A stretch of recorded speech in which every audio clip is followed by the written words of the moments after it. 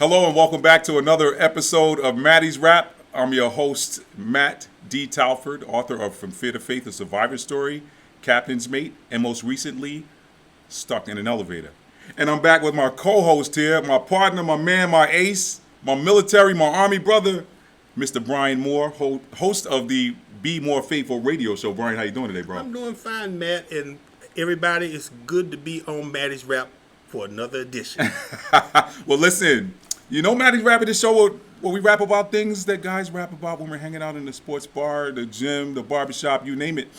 And, Brian, there's a lot of controversy about a movie that's floating around out there in Hollywood and at the theaters right now. Okay. You know what that movie is? Harriet. Harriet.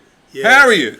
Now, for those of you who may have seen the movie, Harriet is a representation of the abolitionist / slave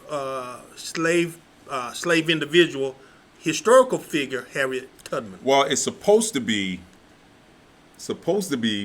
accurate, but I found some fallacies in there, Brian. And I want to do this. You know, it's funny. I'm sitting here looking down at my notebook. I took notes as I was watching this film.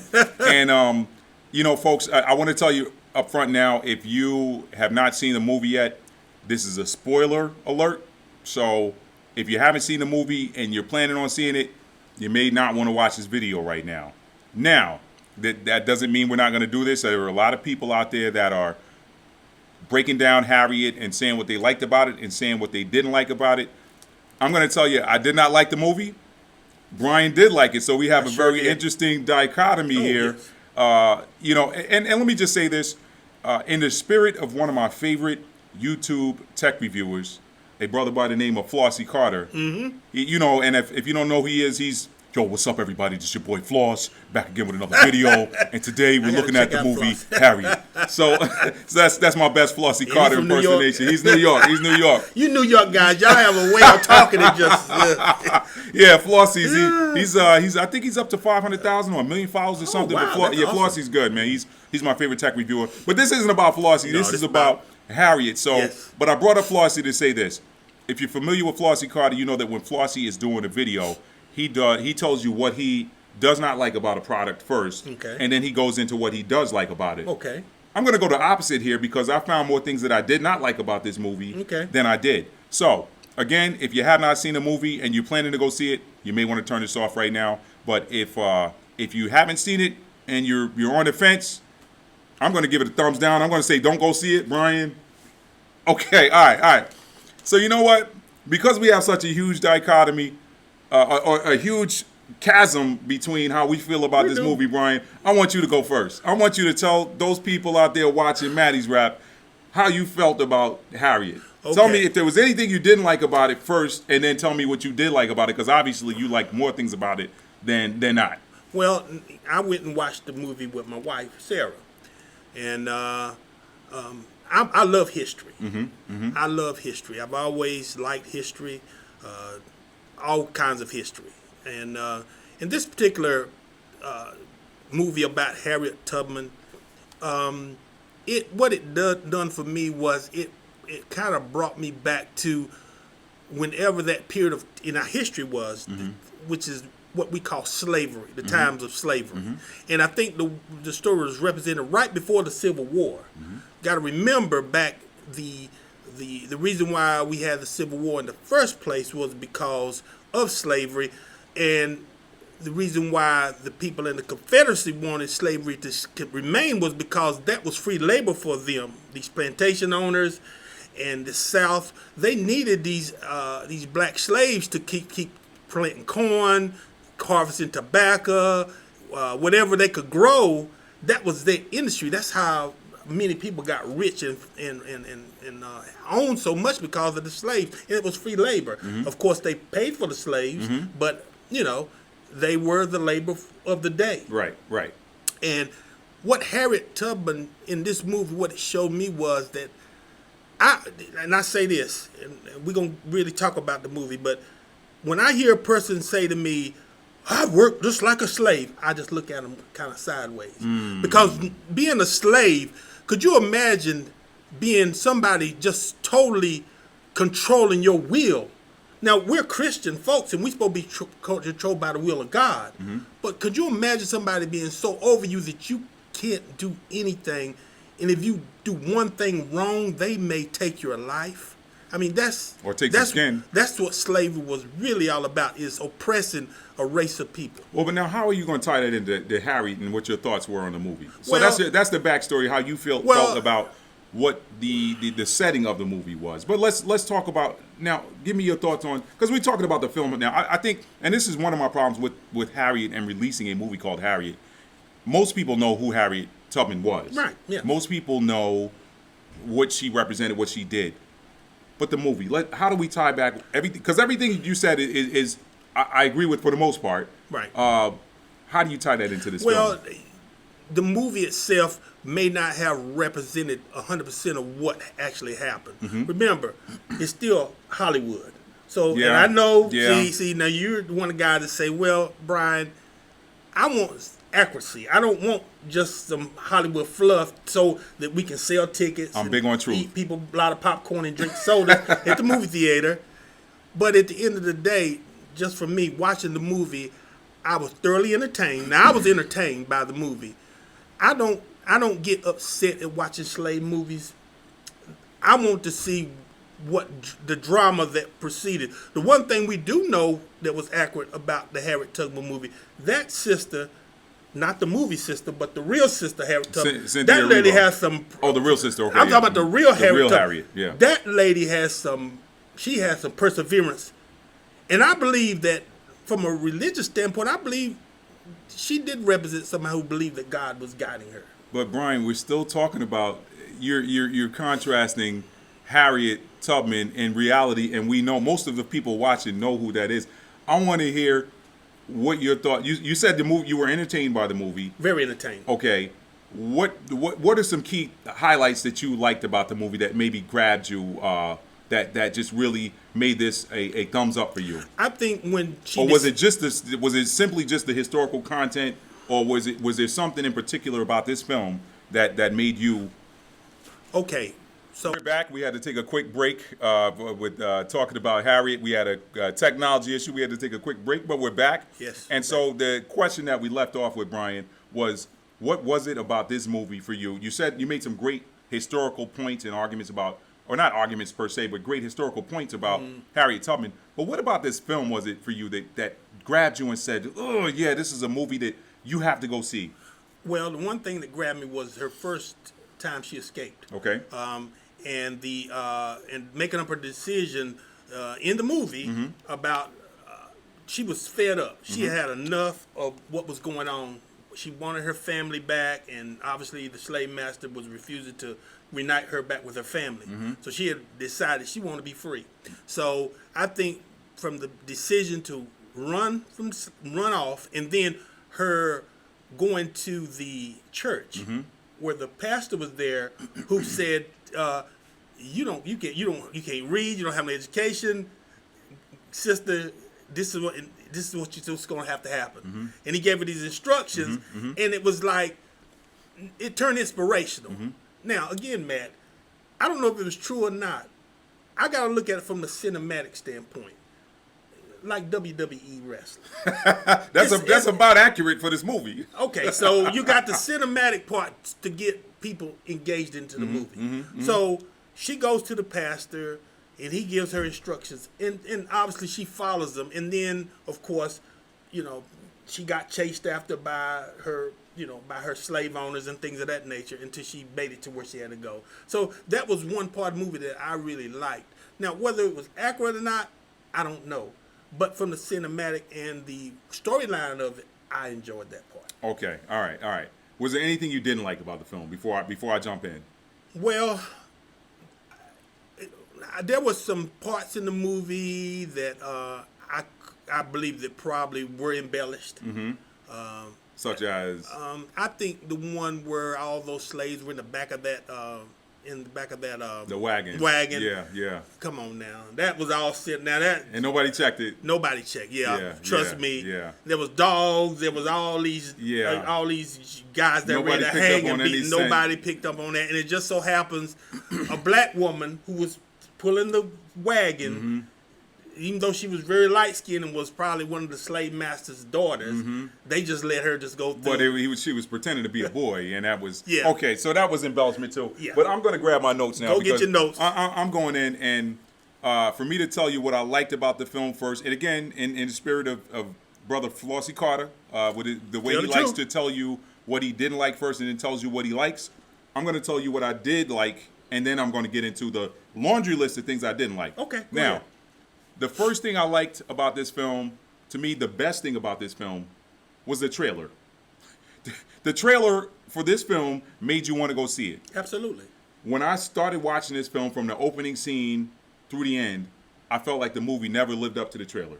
I felt like it never lived up to the trailer. Now, Brian, you got to understand, I'm coming at this from a writer's standpoint. Okay. I'm a writer myself. Right. And I typically, it's very seldom that you'll see me openly in a public forum critique a book author or a magazine writer or something like that Okay. on their writing. I might have comments about the story, but it's very seldom that you'll see me critique them on their writing. But Hollywood, I'm a patron of Hollywood. I'm not a screenwriter not yet. I'm not a You'll get screenwriter there right one now. day. Yeah, I'm not a screenwriter right now, so I take liberty in critiquing something that is put out to the public and something that I'm consuming. Now, the writing in this movie was terrible. Okay. Wait, no, I'm talking about what I like. So wait, let me back Yeah. up. Let me Yeah, finish tell telling me you what I you did like. like. You getting ready to be I like the critical already. trailer. Okay, the trailer was the best part of the movie to me, and the trailer wasn't even the movie. The trailer is what they showed you to get you to the movie. Absolutely. Okay, so the trailer was the number one thing. The second thing I liked about it was Cynthia Erivo is eye candy.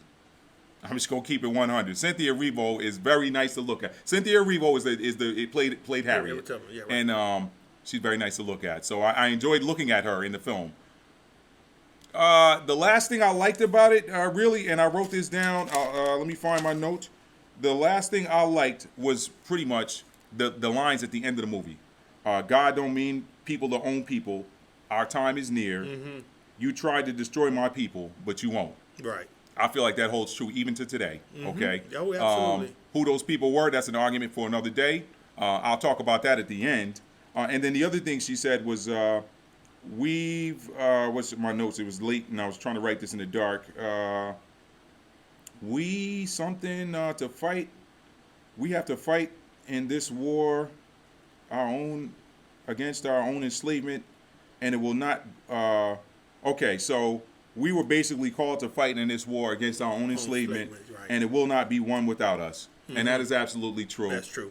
When you want to talk about historical accuracy, this had nothing to do with the film, but if you know history, you know that the tide of war didn't turn until the slaves were free and they and were ended up being conscripted to be soldiers. Union soldiers. Exactly right. Yeah, Exactly right. absolutely. And there's history behind that even. I mean, Absolutely. I'm not going to talk about the Hebrew aspect of that. We'll deal with that That's later. another story. We'll deal with that later. I might touch on it on the end, though. I feel a responsibility to do so because I'm all about truth. Now, that was all I liked about this film.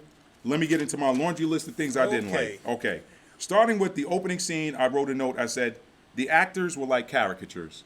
They were literally, Brian, watching this film, I felt like the only thing missing was the words Adult Swim in the lower corner of the screen because it felt like a cartoon. This literally felt like I was watching something on Adult Swim. Now, before you get into that point, what do you mean exactly? Is it the way they were portrayed? It was the writing, the script, the way that the actors spoke their lines. Now, I do believe there's an overall reason for that, and I'm going to use that to wrap this thing up with. Okay, but it felt like I was watching a caricature. The Cynthia Erivo, her saying Harriet's lines were sort of staccato.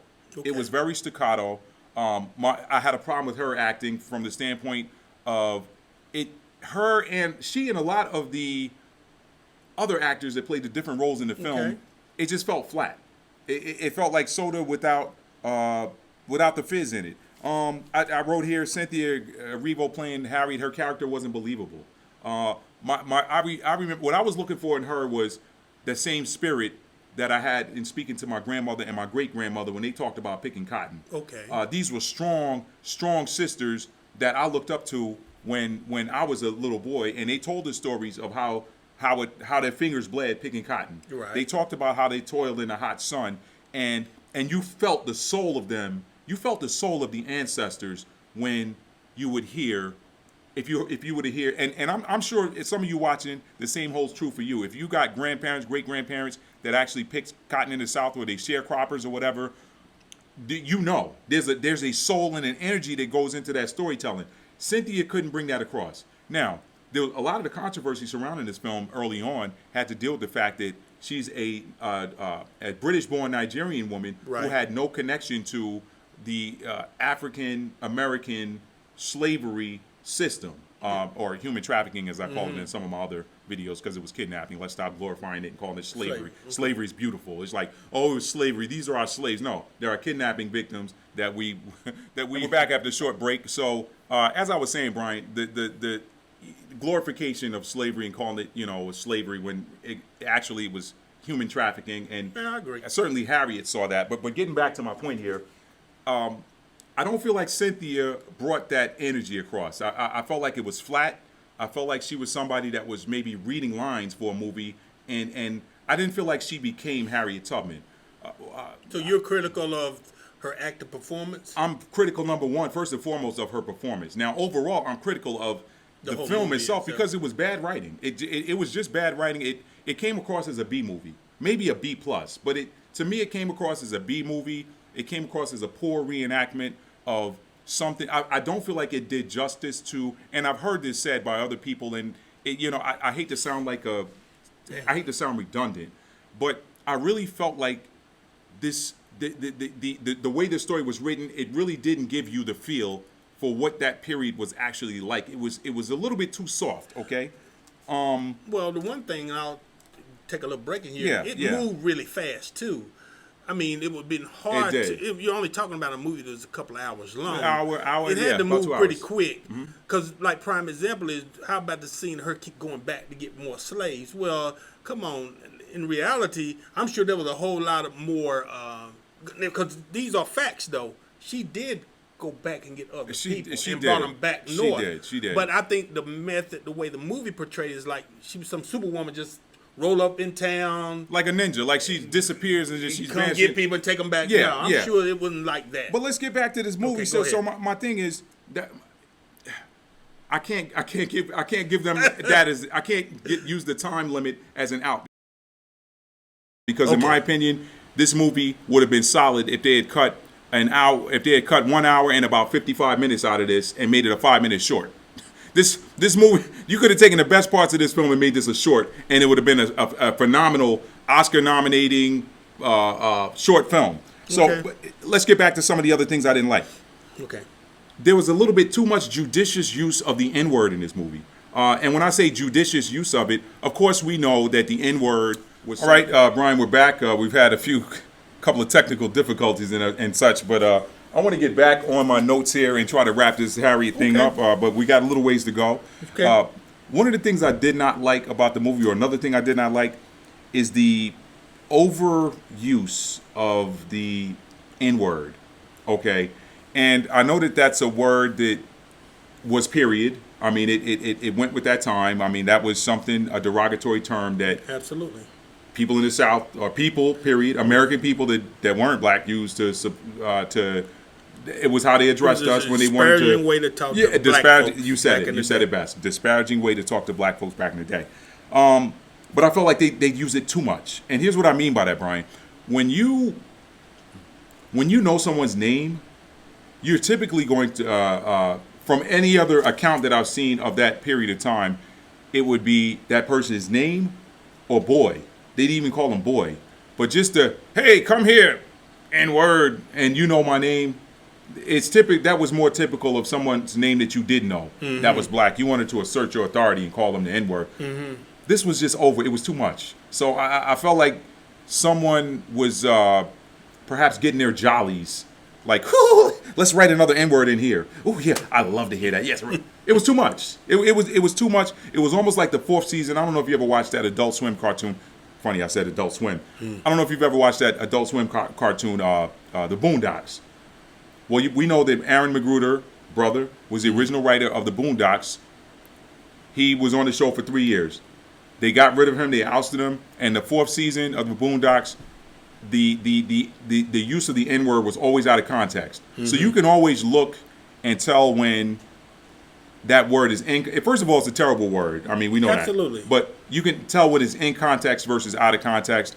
I felt like it was out of context a lot in this film. Okay. So I felt like maybe where in some of the places where they used the N word, they could have used boy.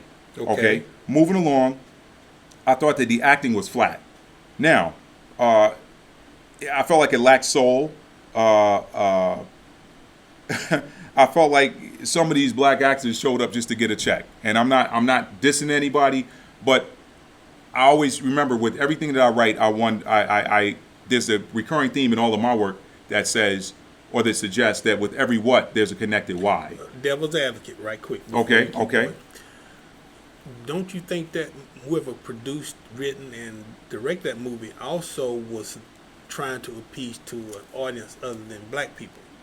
No, I'm not giving that out. Again, if you know who the director was, and her name doesn't come right to me, I'd have to Google it. But I heard about her too in some of this writing. Okay. She's a sister from South America. Okay. Now, the interesting thing that were points of controversy with this movie prior to its release were you had a lead actress and a director that did not associate themselves with being Afro-American. Okay. And I understand why. For Cynthia, I mean, she was born in the UK of Nigerian parents. So it's like, okay, well, don't associate me with these people because I'm not one of them. But you're playing a historical character that comes from that land. You know what I mean? So that was part of the controversy. For me, I didn't see anything wrong with it because Idris Elba is from the UK. I was getting ready to bring up Idris every Elba. one of his characters is believable. The guy that plays Morgan on The Walking Dead, he's from the UK, but he's believable. Cynthia, she went in and out of her quasi Southern accent. I mean, it didn't even sound like a typical slave accent. Well, let me get this point out. Because I got one for you. Okay, it did not sound like a typical slave accent to begin with. Okay. It was pretty much a vanilla American accent, but there were times in the movie where you could hear the British come out and then she pulled it back. So to me, that was not. I mean, I can't give you points for that. That's bad acting. If you don't have if you don't have accent control and you're not from that, you're not originally from that land of the character that you're playing that you're playing or portraying, right. You've got to have superior accent control.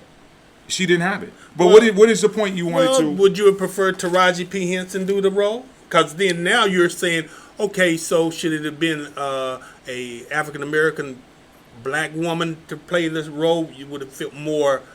It felt more authentic to you rather than someone who had no history as maybe an African American in this country to play that role. I don't want that to be I feel like that's where Hollywood and the people that are supporting this film and throwing it out there threw it out there because I mean it was a throwout. Again, this was a B movie for me. Okay. But I feel like the people that are throwing that out, they're using this narrative to defend this movie and to divide. It's the old divide and conquer. Hey, let's get these people arguing with each other by saying, well, hey, she's not African American, so she shouldn't have. No, I just said Idris Elba could have played. Idris Elba can play Nat Turner and pull it off because he has mastery of the American accent. Right. Okay.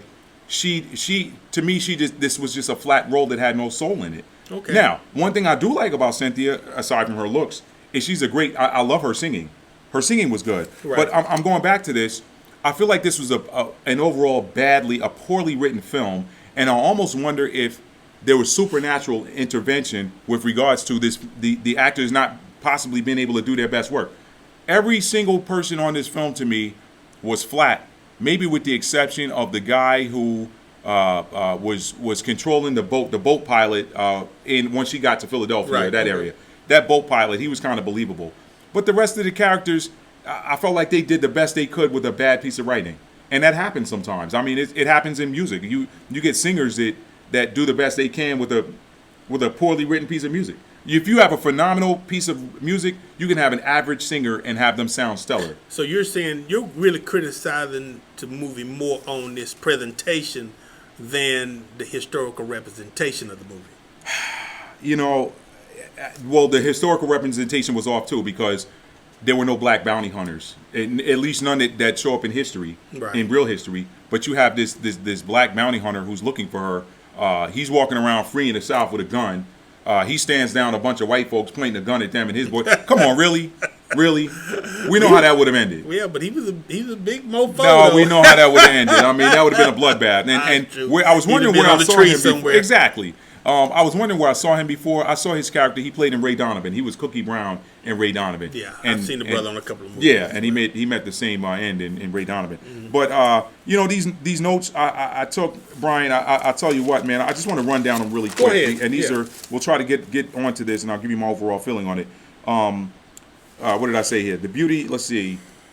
Movie was a disaster. It lacked soul. These black actors. I said that part. The beauty in this film, I wrote, if any, is that the black American actors in this film followed in the spirit of their ancestors. Mm-hmm. Now, this is opinion. Okay. But I said the black actors in this film followed in the spirit of their ancestors, and that perhaps they intentionally gave a flat performance. You cannot tell me that the people that acted in this film could not have done a better job. To me, the acting was flat. I'm sorry. Now, I said, but if you don't share this Hebrew slave DNA, I'm gonna call it what it is. I don't sugarcoat anything anymore. We in 2000. We darn near 2020. So let's talk about truth. Okay, let's talk about who these people really were and where that soul came from. Okay. All right. So if you know that these people are the descendants of the Israelites, and that's in the Bible, I'm not gonna go down into that trench because a lot of people still don't want to hear that. Sadly, I mean, it's truth. For some reason in this world today, you'd rather be entertained than hear truth. But anyway, that's an argument for another day. I don't feel like if you share that DNA, you won't be able to see that when you go back. For people who watch this film, listen to what I'm saying. Go back and watch it a second time, watch it on video or whatever, and you'll see exactly what I'm talking about. The performances were flat. They were flat, and this came across as a low budget film. And from what I understand, this was not a high ticket film, a high dollar film. They didn't put a lot of money in it. So to me, this was again the people who created this film. And if you know who created this film, you know this film was created by Focus. I think it's Focus Media or Focus Films. Focus is owned by Comcast. Comcast is in a huge civil rights lawsuit right now with Byron Allen. So we know what's going on with the people that gave us this film. We got to start looking at what's the story behind the story. Well, Matt. I feel like if you've got some racist people that put this film out here, they can't possibly give you a believable performance because they really don't care. It is a baited hook to capture revenue from people who just say, ooh, there's a movie about one of our heroes. I'm sorry, but that movie was flat. But if a person go into the movie with the idea that they just want to be entertained and a little informed as well, because, again, the movie might have didn't represent the truest and then with a true representation of the Harriet Tubman story. But, like, prime example is, and I think me and you talked about this the other day, the Ten Commandments movie was made back in the 50s. Mm-hmm. Charlton Heston. Now, you know, it was a representation of what the Exodus would have been like. Now, we know, if you read Scripture, that wasn't close, but the representation, like what happened. So, my point is, the coming back and getting slaves, that happened. Yeah, we know. Okay, was Harriet Tubman not? She was a woman. She's probably as dark as you can get. She's probably very charcoal dark skin. At least the photographs we see. If you look at the black and white, she photos, was very dark skinned woman. And she wasn't super dark though. I mean, she was brown. She was probably more your complexion. I don't think she was that dark. To be honest. Okay. I mean, it's an old black and white film. You know. Okay, I agree with that. Yeah. But my point is that from the points in the movie were inspirational. Now, you said that it was flat, but the points in the movie that was inspirational, I mean, her out in the water and just saying, you know, when she looked back to the folks and told them to follow her. Lord, help me get across scared. this river, yeah. I mean, that's more for inspiration. Whether it's accurate or not, Matt, I still think there was some inspiration in that. Because guess what? Somebody might have went to that movie and they might need to be inspired. Think of it, the movie was there to inspire them. Okay, so one of them, somebody goes in that movie and feel like giving up.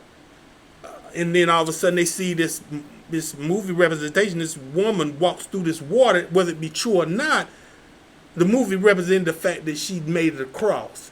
And sometimes that's what inspiration is all about, is getting us from point A to point B and not feeling like we can't make it. I'm not saying that there weren't points of inspiration in there, But let's get down to the nitty gritty. About some of the other things I didn't like about this movie. Okay, go ahead. This movie again. The most, who would you say was the most wicked? You're watching that film. Who would you say was the most wicked character in that film? The son. You feel like the son was the most wicked character? Absolutely. You feel like he was more wicked than the slave catcher was? Yeah, because there was intent behind him. Okay. Now, whether it was true or not true, I think, because think about it, the movie opened up with him, and the movie basically closed with the guy. So he was a main character in the movie as well.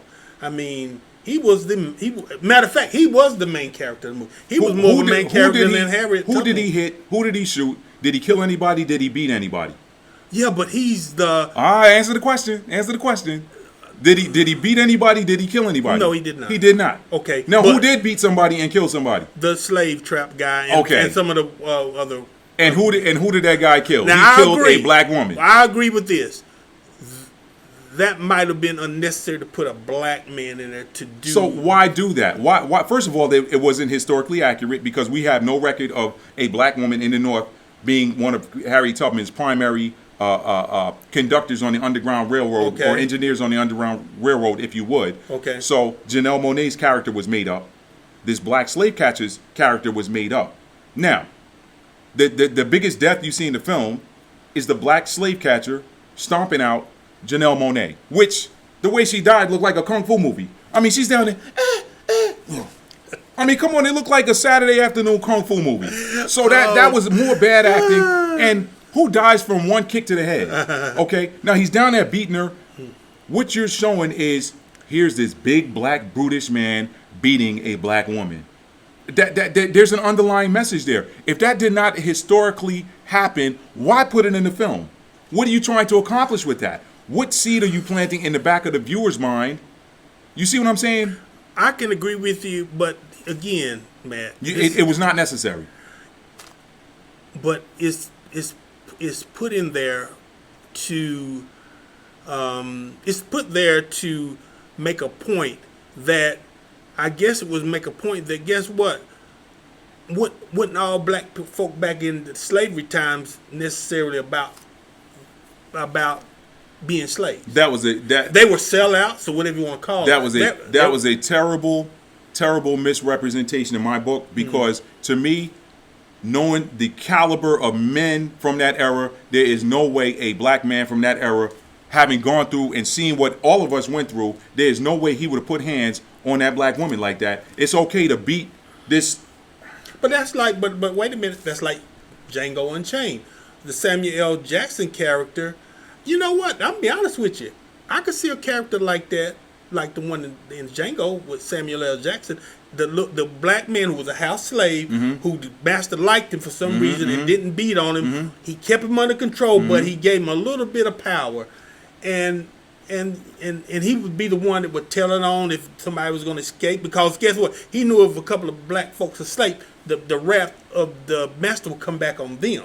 Divide and conquer. Well, Divide and conquer. Divide and conquer has been working on chocolate people for over 2,000 years. I agree with that. I'm going to give you some status if you do this for me. But the if you do this for me is always about subduing somebody who looks like you. I agree. So you know, to bring this back to Harriet. Okay, bring it back to Harriet. I wrote here, the slave master's son, this is comical. He looked like a young Colonel Sanders, okay? I mean, I was waiting for him to come out with a bucket of chicken. He looked like a young Colonel Sanders, all right? I'm gonna be free or die. I'm gonna be free or die. I mean, did they have to make her sound so dumb? You know, they made her sound. This whole movie was just a disastrous train wreck caricature film, and I feel like the people who created the film and put it out are somewhere laughing at all of us going and saying, well, I ain't gonna say how I saw the movie, but let's just say perhaps someone made a way for me to see it on their nickel and not mine. Let me leave it at that, okay? Well, I got a discount on my movie. Okay. But I would tell you this movie is not worth spending any money on at all. And you know what, Matt? This is what I'm going to say. You can feel like the movie was garbage. It was bad. It was garbage. But at the end of the movie, there was an applause at the end of the movie. And I think the applause was that, which is true, Harriet Tubman lived to be 91 years old. She's what? This is the real Harriet Tubman, not the movie version of Harriet Tubman, but the real Harriet Tubman. She lived to be 91 years old, and she was around some of her family at the end of her life. So, regardless of how crappy the movie was in your heart, you gotta admit that this historical figure, and she is a historical figure. I hope she gets on that $20 bill. That that the end of her life was great compared to how her life started in slave time, or when she was a slave.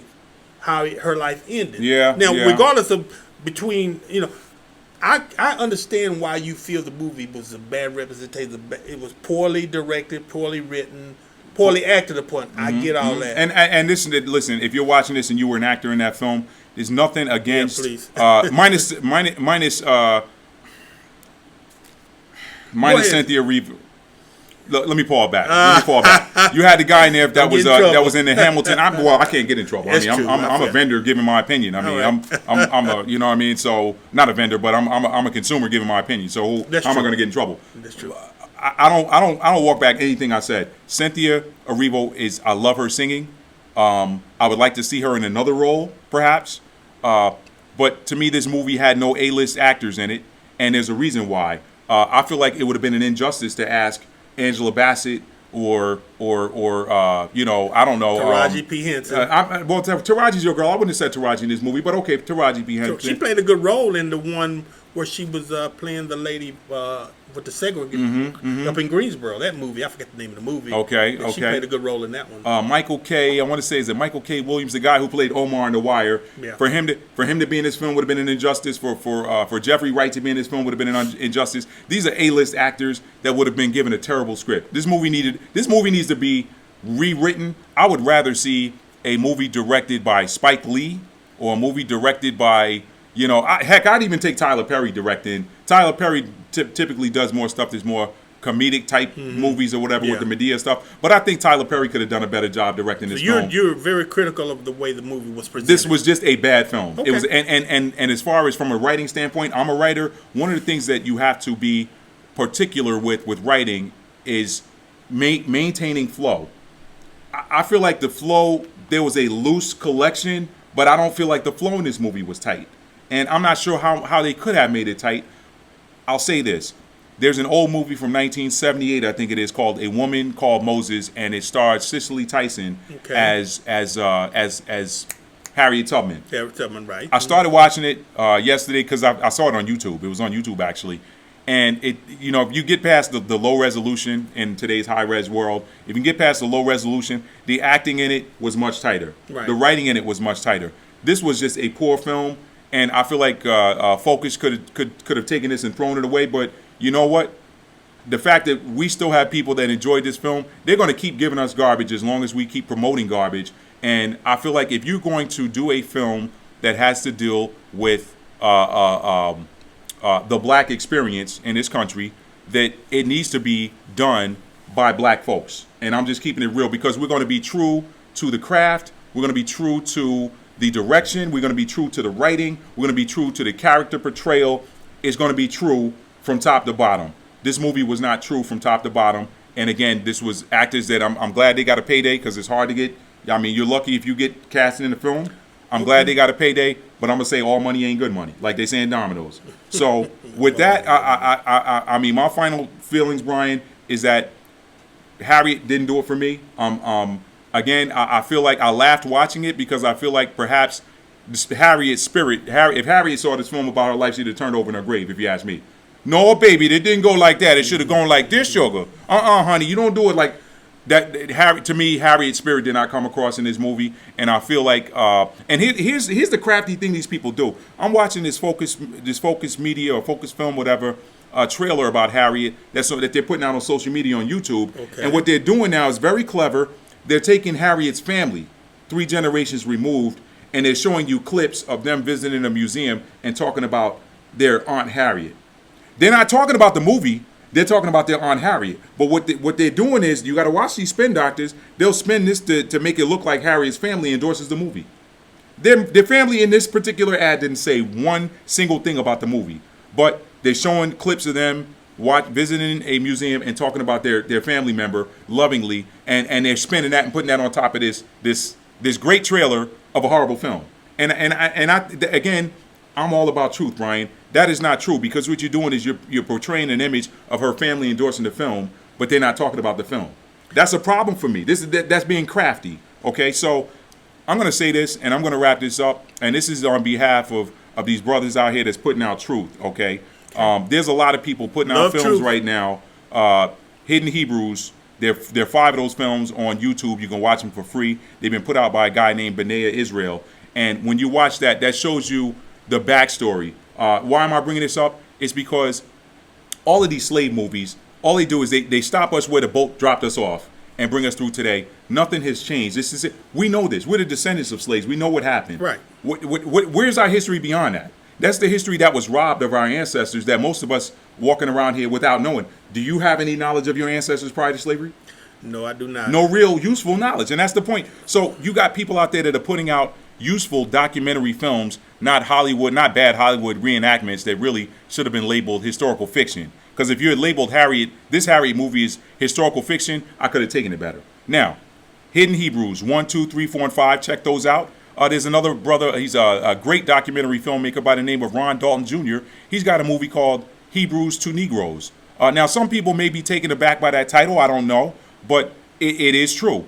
If you look at the historical record prior, and the thing I like about these two brothers I'm bringing up, Brian, as we bring this to a close, one of them deals with the history of a people that were scattered throughout many nations and ended up in the west coast of Africa and eventually ended up in slave ships coming to these United States. Right. The other brother, he deals with the anthropology, and he's tracing, hey, he can give you DNA evidence and give you anthropological evidence of who these people that we now know to have been slaves, who they were and who their predecessors were. Mm-hmm. So if you want to watch something that's useful, go watch the 5 Hidden Hebrews movies free on YouTube, or go rent Hebrews to Negroes. There's 2 films out there. The guy's name is Ronald Dalton Jr. Look him up.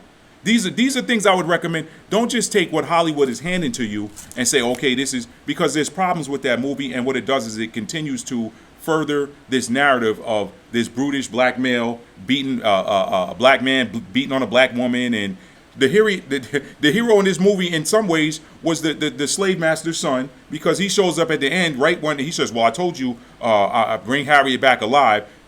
He shows up. Harry's trying to climb this thing, and remember, I told y'all, spoiler alert. So hopefully you've turned this off by now if you haven't seen it. But she's trying to get away from him. He points the pistol at her, and he says, "I'm going to kill you, B." And then here comes a bullet in the back of his head. The slave master, and he's slave master's son. He's telling her how he's always liked her, and even from the time they were kids. And I'm like, really? So I mean, okay, jungle fever going on. I don't even care about the jungle fever. That ain't the problem. The problem is the hero of the movie rides in on a horse and saves Harriet's life from a black man that didn't exist. You're right. A black man who's trying to kill her that didn't exist in history. But if you don't know the real story of Harriet, and you got people taking elementary school age kids there, now what's being implanted in their mind is, oh, there was a slave catcher trying to catch her, and he was black, and she got saved by Colonel Sanders, and they all sat down and had a bucket of KFC chicken, and everything was all good after that. Let me say this, I'm sorry. and I'm gonna let you conclude this, because you really are really heated about this. Yeah, this movie. I am, because it was trash. Me and my wife, this is just the background. Me and my wife went to the movies to see the movies, and what it was, my wife was more interested in watching the movie than I was. Mm-hmm. And she said, let's go see this movie, Harriet. So we got our tickets online, and we went to the later movie. Matter of fact, we went there to the later movie. The one thing that I did notice when I was there, that there was probably, I would say probably a 75-25 split, 75% blacks and maybe 25% others. Okay. And I think that the movie is intended to be entertainment. Now, you can I think yes, it's a problem for you. I think you get past the entertainment portion because it's supposed to be historic. It's supposed to be based on history. So why are you trying to entertain me But with history? they never told you this was the biography of Harriet Tubman. They just said Harriet. That's a title. They didn't say. That's a fair point. That's a fair point. That's a fair point. That's marketing. That's you fair. Know that. That's so fair. It could have been Harriet Jenkins for all we know. But my point is. But that does not take away from the result, the end result. I agree. So my point is that the movie was there to be enjoyed. Me and my wife. Am I gonna say I thoroughly enjoyed the movie? No, I didn't thoroughly enjoy the movie because, like you said, some of the stuff was unbelievable. Mm-hmm. And when I say unbelievable, it means some of the stuff just wasn't believable. Mm-hmm. But at the end of the movie, like I said, and I love history. Mm-hmm. It said that this lady, Harriet Tubman, lived to be 91 years old Mm-hmm. with her family at the end, and that this historical figure, Harriet Tubman, will one day, I hope, be a fixture on one of our currencies. Well, there's some people that don't want to run a dollar. They might not want Yeah. that, but I'm telling you, I And I'm hope with one you. day I'm with you, but there's that some they people- put this woman's face on some currency Yeah. because she was a great American. She was a great black person, but she was a great American as She was well. a great Israelite. Yeah, I said it. Okay. Well, she said American. I say American. She's a great Israelite, American Israelite. How's that? No, listen, man. We got to take the wrapper off. We got to stop being ashamed of who we are. It's like it's like they can show a bunch of us the evidence tying us back to a land before, and we're like, no, that ain't me. Don't say that. I don't want to offend nobody. We got to get out of that because it's not getting us. It hasn't gotten us anywhere to not be who we are. So, and I know this is segueing into a different area, Yes, but it is. when you have an identity, you're treated differently. You're treated with more respect when you have an identity. When you don't have one, now this isn't a made-up identity. This is historical, but it's been suppressed. And we know about suppression of history and all this other stuff. And some of the history of Harriet was suppressed in this movie too.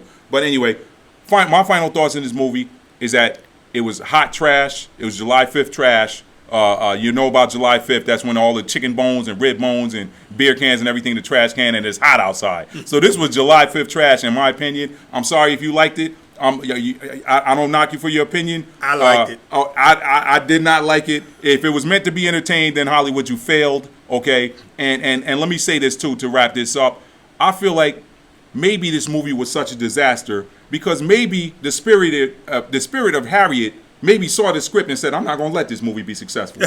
Maybe Harriet's spirit came and messed this up. Maybe it was supernatural divine intervention that kept these actors from being their best selves. These actors were not their best selves, and I don't feel like it's through any fault of their own. I felt like they did the best they could with a bad piece of writing, and that's how I feel about it. And I feel like if you go and spend however much money you're going to spend to watch this Harriet movie, you're probably going to wish you had, maybe you're going to wish you had those 2 hours back and not have wasted your money. If you're a conscious person and you look at the story and you're looking at the writing, you're going to see the flaws in Harriet. If you're just going to be entertained, you're probably going to like it.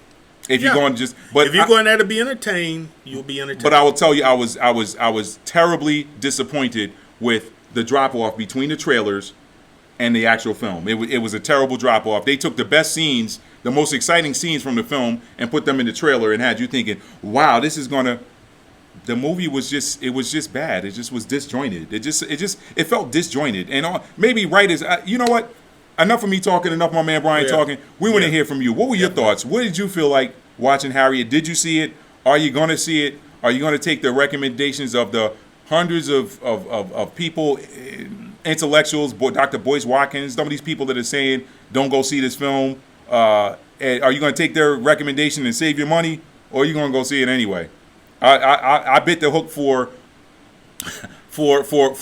media purposes, for the purposes of doing this show. And I knew my man Brian had seen it. We talked about it yesterday, and I said, okay, I cannot come on here and debate you with Harry when I haven't seen it myself. So I had to see it, and I was disappointed, but I got what I expected. I got what I expected because there were a number of people that said why this film was bad. The people that said why the film was good never showed up to me.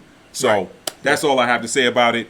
I'll put some links to those other things that I recommend you watch that are unknown history about who you are if you were descended of slaves, like of African captives.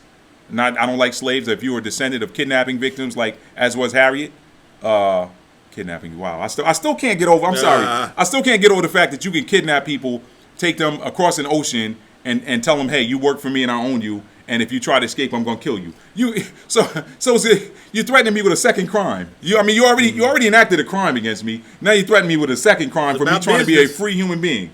It's about business, and that's exactly what it was, Brian. Always about the business. You talked about the Civil War, about the money. Yeah, and that's the part that we didn't talk about. The whole Civil War, it was an economic boom. It was an economic deal. It was an economic boom, and it still is. Free labor is still an economic boom, but that's another video for another day. Hey, listen, for Maddie's Rap, I'm your host, Matt D. Talbot. This is my co-host for this segment, Mr. Brian Moore, host of the Be More Faithful radio show. Our website is bmfradioshow.com. And for you military heads, that's Bravo Mike Foxtrot Radioshow.com. Yes, okay, yes, I'm not sir. that old, am I, Brian? No, okay, all right. Hey, you guys have a great day. Thanks for watching. And listen, check out some of the links in the description below. You can see what I've written as an author. And I will also throw a link in there to Brian's BMF radio show. You guys can check him out. He's on Sunday nights in the Charlotte area. If you're outside of Charlotte, if you're in Charlotte, you can tune in to Praise 100.9 at 10 p.m. on Sunday evenings. And if you're outside of Charlotte, you can just go to his website, bmfradioshow.com. You guys have a great one. For Maddie's Rap, it's a wrap. Peace. Leave your comments. I want to hear from you. If you're watching this on Facebook, you're watching this on YouTube, I want to hear your comments. We want to hear from you. Thank you, man. Take care. You too.